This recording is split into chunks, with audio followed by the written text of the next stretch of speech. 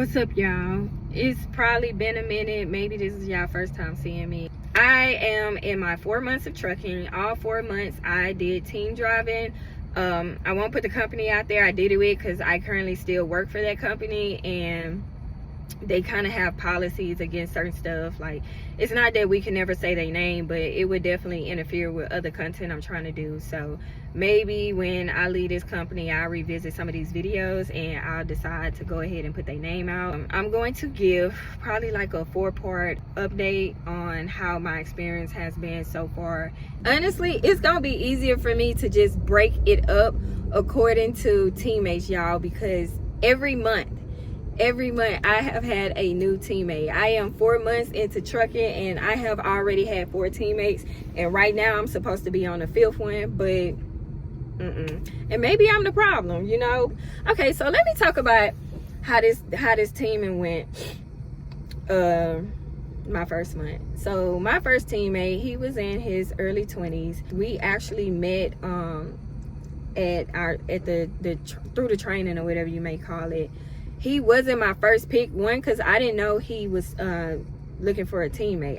I thought he was like solo or something. The things that drew me towards him was that in the classroom, and I ain't trying to toot my own horn in it, but he was one of the guys who who wasn't being flirtatious with me in class. Wanted like a middle-aged male teammate who had experience. But one thing a lot of companies ain't gonna do, they're not gonna pair newbies with OBs. I heard it used to be that way, but our company do not do that. Unless y'all know each other and request each other, they not gonna do that. They gonna pair you with somebody who got the same months, days, minutes, and seconds as you.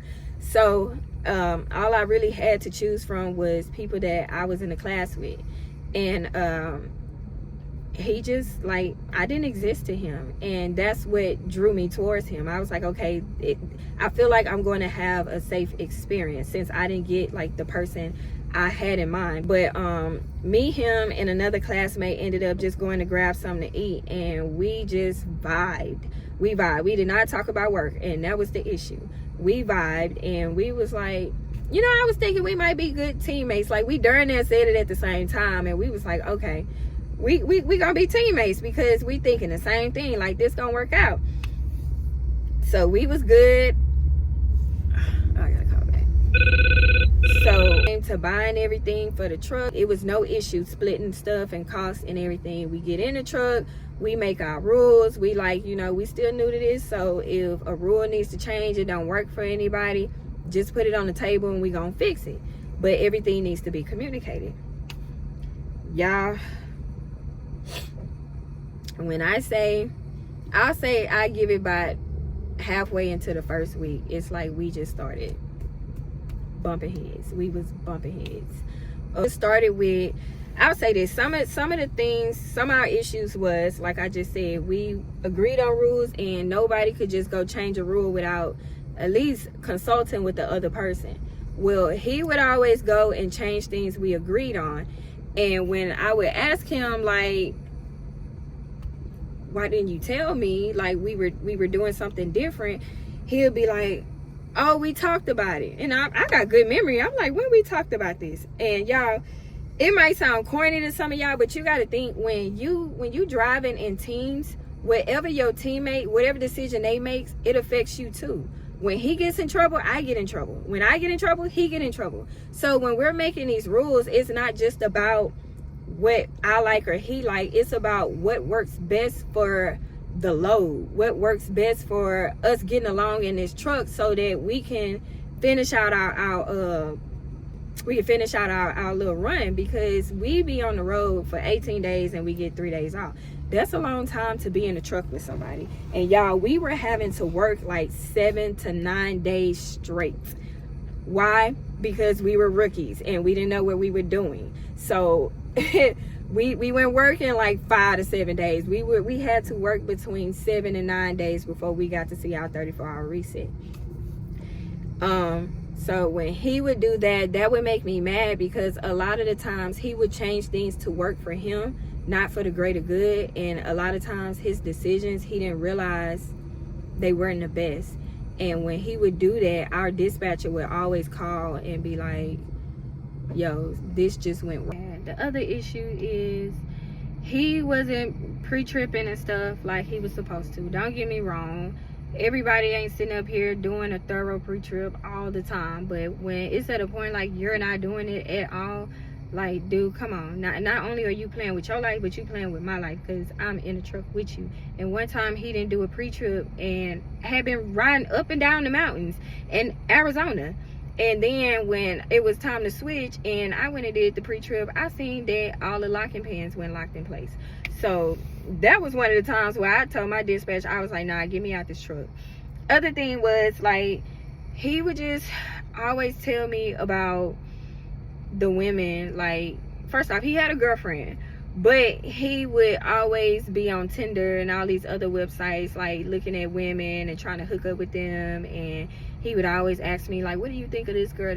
And I was like, baby, beauty is in the eye of the beholder. Like, why are you asking me that? And I would give him my honest opinion, like, why are you asking me this and you got a whole gal? What would she think about this? And he would kind of shut up then and be like, would you tell my girl? Yes, I would. I told him I would tell her too. But it was just like, sometimes, and I don't mean it like in the worst way, but sometimes he would cross that professional boundary, because I had told him, like, I don't care to hear like your personal stories. Stop telling me that stuff. Please remember, I'm a woman myself and I just don't approve some of the stuff you do.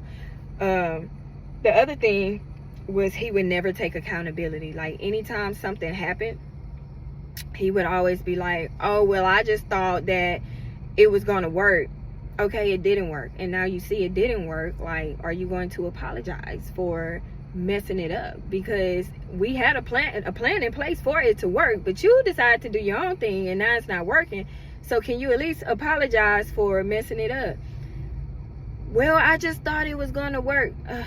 Like, he didn't take accountability.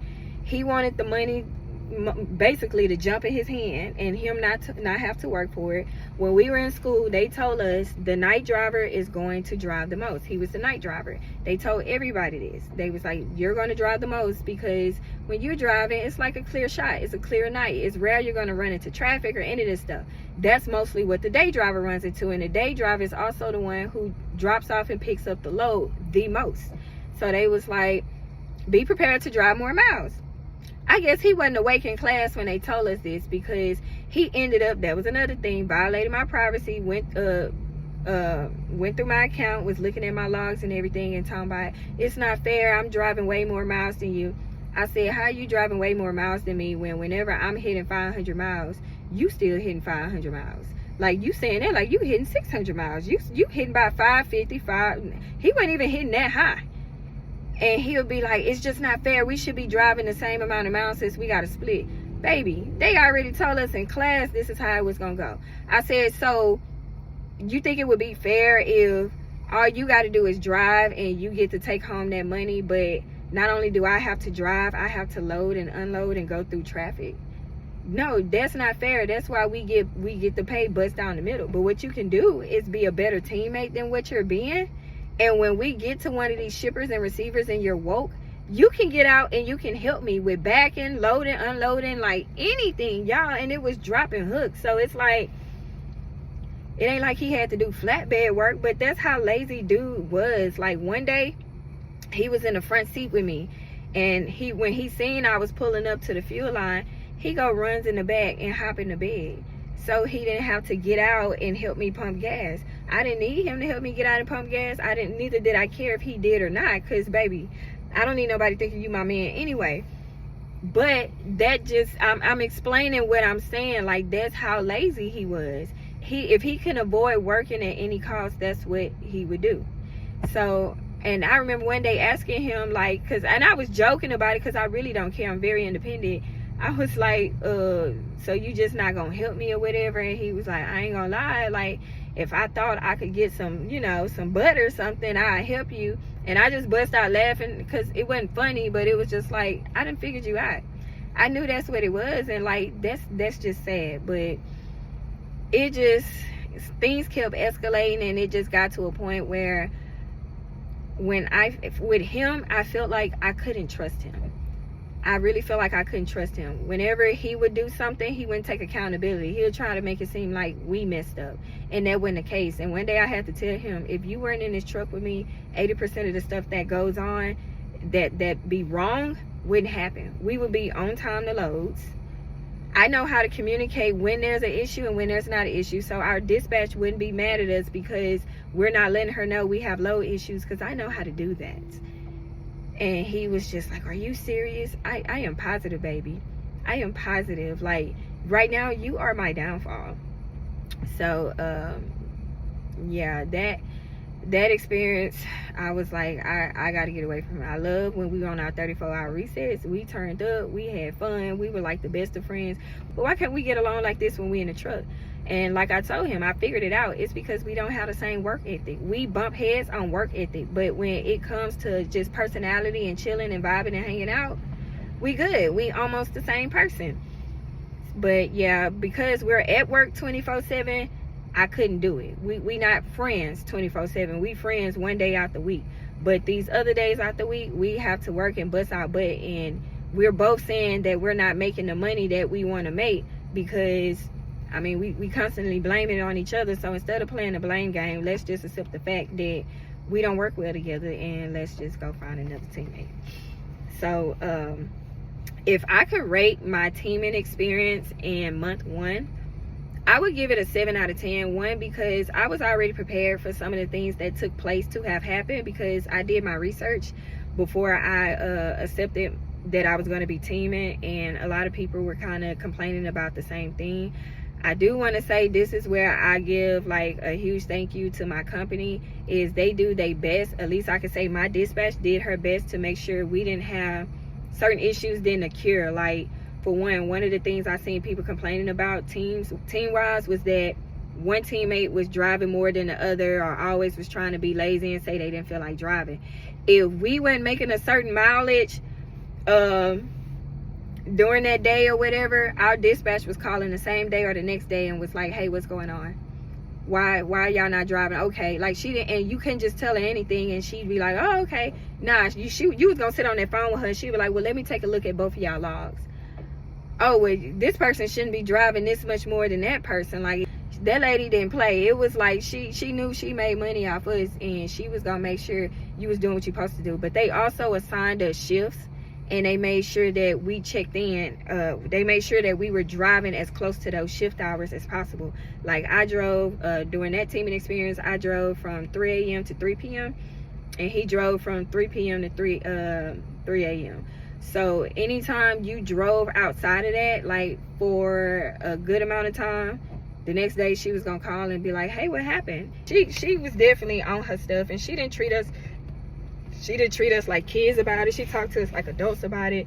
She just wanted to make sure like we had the best experience possible. I give that teammate a 5 out of 10 review, and a 5 out of 10 score. And my teaming experience for month 1, I give it a 7 out of 10. Even though like I felt like I was at my wit's ends a lot of times, I still was excited about teaming, and I was like, you know, this was only my first teammate. Maybe I need to meet teammate number 2 or maybe even 3, and I'll be okay. So that sums up my month 1 review with my mega carrier company. I'll see y'all in part 2.